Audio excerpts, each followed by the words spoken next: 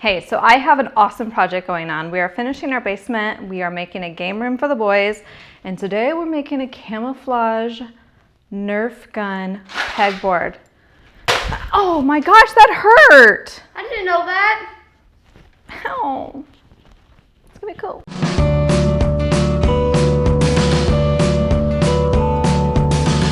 Excuse the shiny forehead. It's a little sticky in here.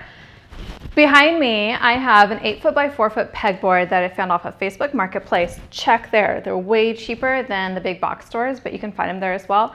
And at the big box stores, they're gonna come in lots of different sizes.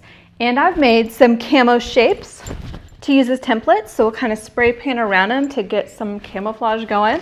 And we have a dark spray paint. We have a medium spray paint. That's not medium.